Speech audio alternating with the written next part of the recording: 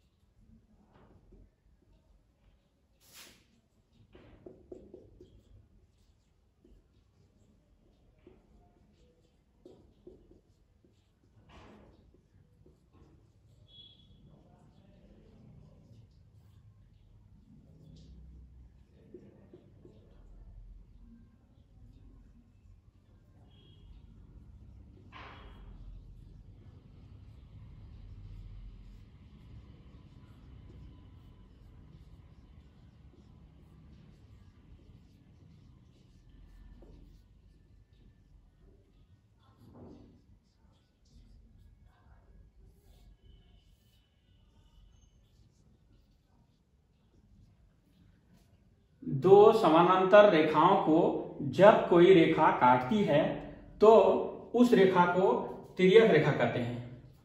यानी ये दो समानांतर रेखा मेरा ये L और ये M हो गया, और ये काटने वाला तिर्यक रेखा कौन है? M। क्लियर है? अब नेक्स्ट को चलते हैं।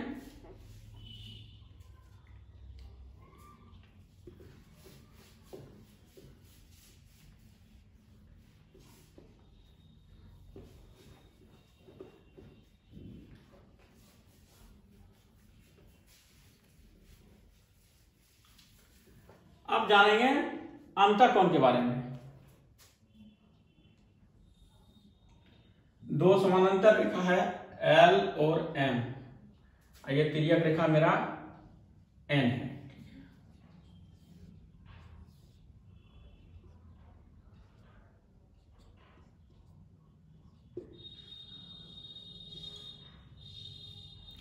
तो समानांतर रेखा से और ये दोनों समानांतर रेखा के अंदर में जो कोण है, ये चारों कोण अंतःकोण कहलाता है।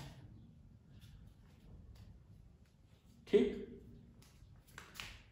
कोण 3 है, 5, कोण 4, कोण 6, ये चारों कोण दोनों समानांतर रेखा L और समानांतर रेखा M, ये दोनों रेखा के बीच में है। ये दोनों रेखा के बीच में होने के कारण अंतःकोण कहलाता है। क्लियर है? अब जानते हैं बाह्य कोण के बारे में। बाह्य कोण, ये दोनों समानांतर रेखा का जो बाहर है, ये 1, 2 और 7, 8 बाहर है, तो ये चारों कोण बाह्य कोण कहलाता है। अब आ जाते हैं एकांतर कोण के बारे में। एकांतर, ये देखिए, ये कोण और ये कोण, दोनों कोण, ये कोण और ये कोण एकांतर कोण कहलाता है। ये जो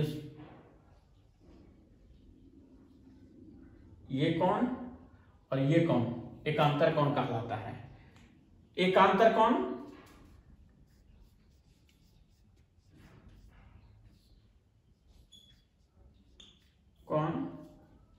कोण 4 बराबर होगा कोण 5 का, और एकांतर कोण ये एक एकांतर कोण ये एकांतर कोण 3 बराबर होगा 6 का।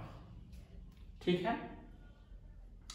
आइए आप जानते हैं संगत कोण के बारे में।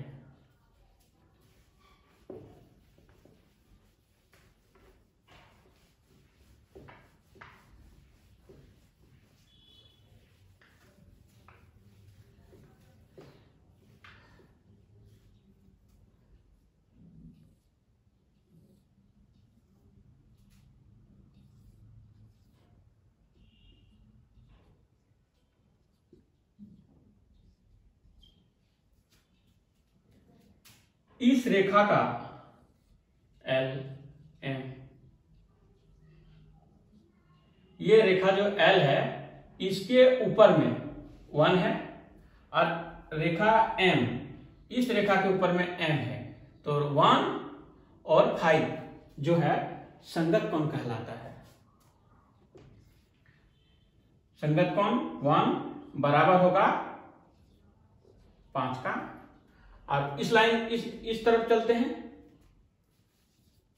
संगत कोण 2 बराबर होगा 6 का। अब नीचे आते हैं, संगत कोण 3 बराबर होगा 7 का। संगत कोण 4 बराबर होगा 8 का। संगत कोण के बारे में जान गए। अब जानेंगे शीर्षाभिमुख कोण। शीर्षाभिमुख कोण जो मुंह के सामने हो उसे शीर्षाभिमुख कोण कहते हैं। इस कोण के सामने 4 है, 2 कोण के सामने 3 है, और 5 कोण के सामने 8 है, और 6 कोण के सामने 7 है।